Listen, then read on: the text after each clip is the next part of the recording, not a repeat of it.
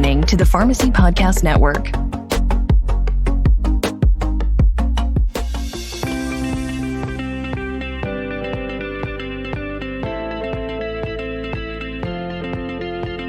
Hello and welcome again to Occupation Station. I'm Diane Donato, and our guest today is Nawshin Ahmed. She's part of the class of 2016. She's a senior associate with the Pew Charitable Trust's Substance Use Prevention and Treatment Initiative. She provides technical assistance to states seeking to improve access to treatment for opioid use disorder and to reduce the number of overdose deaths. Before Pew, Nawshin was a senior policy analyst at the National Governors Association and the naloxone projects coordinator for the New York City Department of Health and Mental Hygiene. She holds a bachelor's degree in public health from Albany College of Pharmacy and Health Sciences. Also, a master's in public health from the University at Albany, which is part of the SUNY system, and a master's in business administration from Stony Brook University. Nawshin, thank you so much for making time for us today. Hi, Diane. Thank you. It's great to be here. Let's start out by finding out what it was that first attracted you to the field of public health. Yeah, thank you. I appreciate that question. I suppose I'll start off a little bit at my inception with ACPHS. Like most people who come to ACPHS, I wanted to be a pharmacist. That was really what I had set out to do. Quickly, I learned, though, that that wasn't my cup of tea. I had more of an interest in public health because I quickly learned that, to an extent, everyone that goes into health or health sciences, they want to help people. And so pharmacy is kind of on the clinical side that focuses on treating individuals, whereas public health focuses on populations. And I found that to be the most attractive thing about public health is that you can have such a broad impact by taking smaller yet measurable actions. And I think another thing about public health that really drew me to it was that it's such a multidisciplinary field. You can work on anything from water quality to maternal home visiting programs to changing policy on a local, state, federal level. So there's just a lot of flexibility within public health. And through line of all of it is that you are helping people on a population level. So you had a change in career idea. When you first graduated from ACPHS, what kind of a career path then did you start to envision for yourself? In my second year at ACPHS, I had switched into the public health program. By the time I graduated ACPHS, all I knew was that I still wanted to continue my studies in public health. And so at that point, I wasn't really even thinking about a career yet. I just knew that I wanted to get my master's in public health, which is what led me to the University at Albany. Academic life is such that you're always learning about yourself. You're always learning about what you're interested in, not interested in. At one point during my MPH, I thought I wanted to go into hospital administration. That also is not what I ended up doing, frankly. But all I knew at that point was that I wanted to continue my studies. And so during my MPH, I had a focus on health policy and management, which actually in the current day is where I ended up, but I didn't know it at the time. What were some of the things that helped shape your career? Yeah, I appreciate that question. So I think that classroom learning is really important. It sets the foundation for just your knowledge base of a subject. But what really molded my experiences was some of the internships that I did during my time at UAlbany. I had a really great internship experience working with the State Department of Health, where I worked on some of the policy around the Enough is Enough program, which focuses on preventing sexual assault on college campuses. So I think that was really integral to what was my first job, which was at the New York City Health Department. I really liked working on that programmatic level and just understanding the nature of the health department. I think that internship experience really helped me.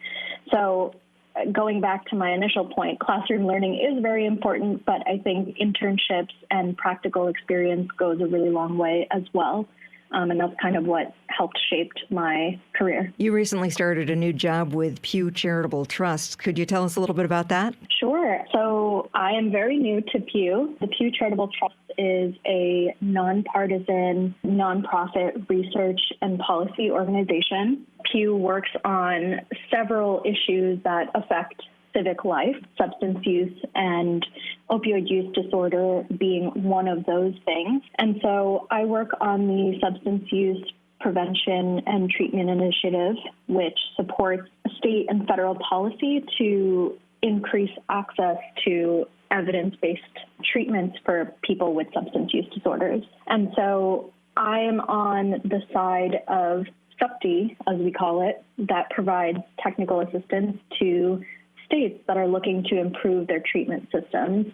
So whether that's through payment reforms or any other policy levers, we look to improve the treatment cascade within states. What does a typical day look like in your world? A typical day, lots of meetings. A typical day includes working with folks directly at the state level.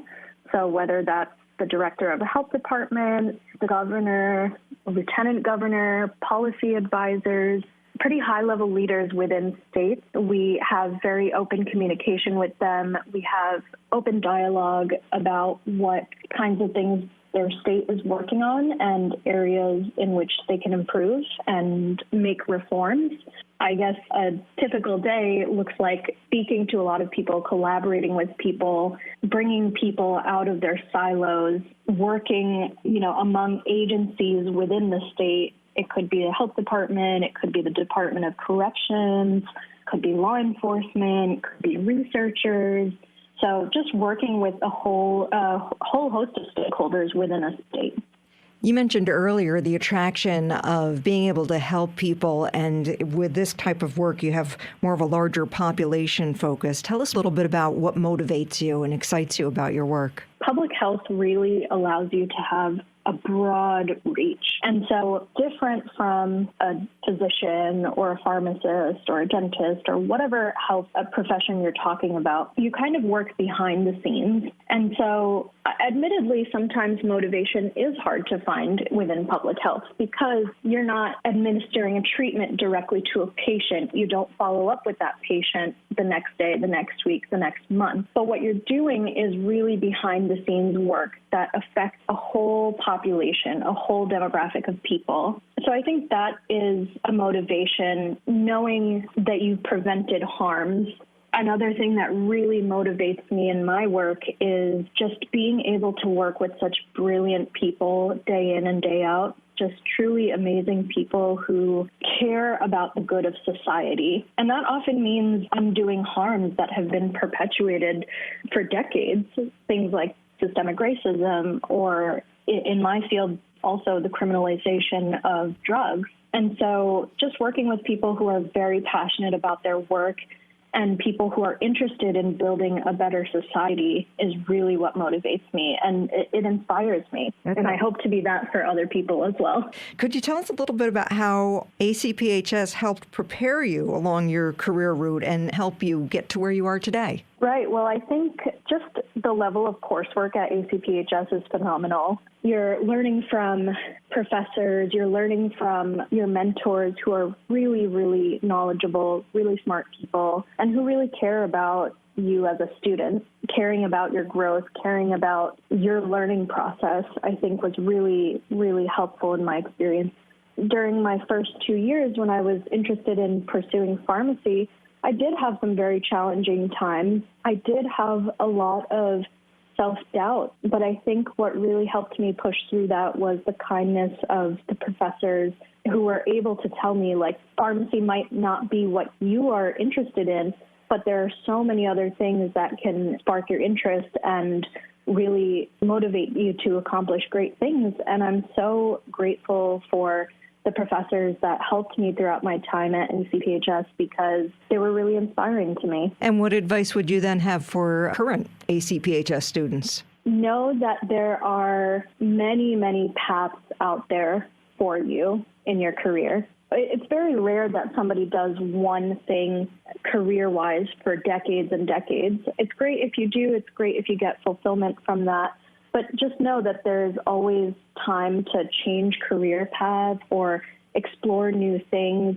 Life is about learning, and so you should never limit yourself. You should always look to explore other options and things that spark your interest. Anything else you would add? I would say don't be afraid to make mistakes as well, whether it's in your educational life or if it's in your work life. Always ask questions, always be inquisitive, and don't be afraid to make mistakes. Sometimes earlier in my career, that's what held me back a little bit, was being afraid to seem stupid or being afraid to not be an expert on things. But that's just how you learn. You have to ask questions. You have to be inquisitive. You have to be comfortable with failure at times, and that's what helps you grow. That's what helps you move forward in your career. I think people coming into ACPHS, I think a lot of people know exactly what they want to do out of high school. That's fantastic. But that wasn't me. And I think that the fact that my education was kind of meandering at times, kind of like a journey in exploration, only set me up for a better future of knowing what I like, what I don't like, what's interesting to me, what's not interesting to me. At the end of the day, that's what it's all about. Nawshin Ahmed from the class of 2016, thank you so much for your time today. Thank you. For more information or to schedule a tour, visit acphs.edu. You can tune in to all of our informative stories at acphs.edu/podcast. Each podcast is also available on Apple Podcasts, Google Play, Stitcher, Spotify, and iHeart, giving you the opportunity to listen from a mobile device. Mark Occupation Station as a favorite, and you'll receive push notifications as soon as we publish something new. Occupation Station is also a proud member of the Pharmacy Podcast Network, the largest podcast content directory dedicated to the business and profession of pharmacy.